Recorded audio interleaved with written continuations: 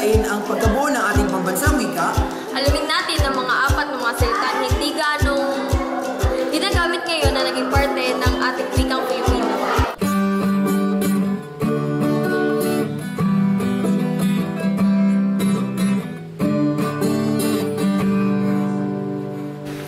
Mayaman talaga ang wikang Filipino.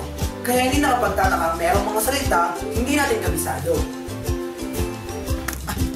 Kaya tara, samahan niyo ako at dagdagan natin ang ating talasalitaan ng apat na mga salitang Filipino bihirang ginagamit.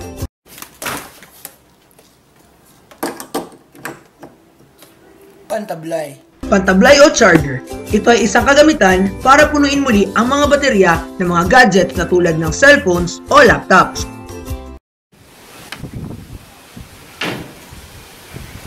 Ang luwage. O carpenter, ito ay isang tao na ang trabaho ay gumawa o magayos ng mga bagay o bahagi ng gusali na gawa sa kahoy, tulad na lamang ng isang lamesa.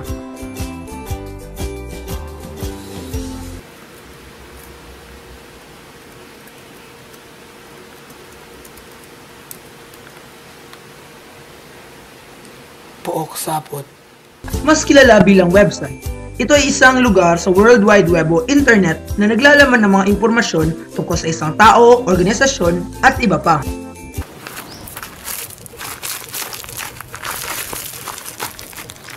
Kaiga-igaya.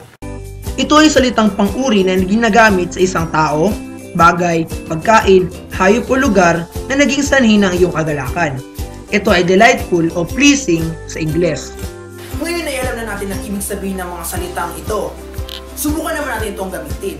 At nandito ang aking mga nakapanayam upang bigyan tayo ng mga halimbawang pangungusap. May ginagawa ang mga anluwage. Okay.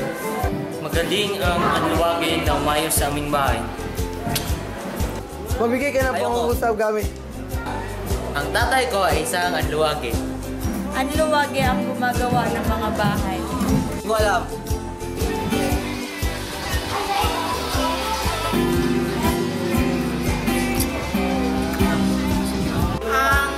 Ang kaibigan ko ay isang anluwage.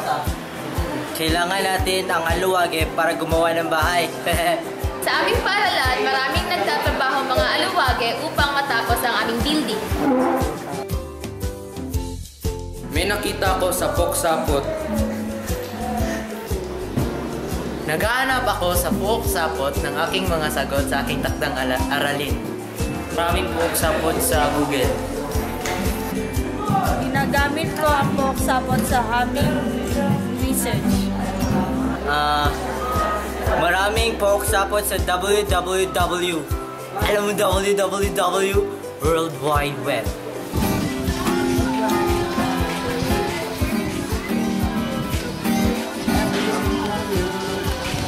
Binuksan ko ang pook-sapot ng aming paaralan. Ipinapasa namin ang aming mga takdang aralin sa pook-sapot ng Google Classroom.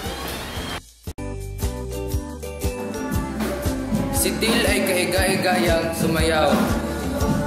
Kaigaya-igaya ang ugali ni Joshel. Binigyan ako ng kagwapuhan ng ating kaiga-igayang Panginoon. Kaiga-igaya ako maglakad. Napaka-kaigaya-igaya nung nag-interview sa akin. Nahihiya tuloy ako.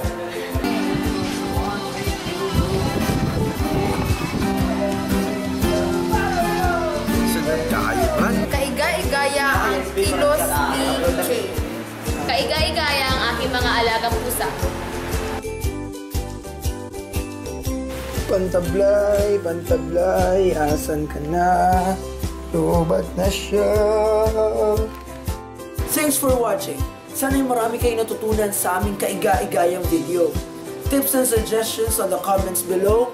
At dahil like namin kayo, i-like nyo rin kami. Ito si AJ and this is For The D. Hanggang sa muli.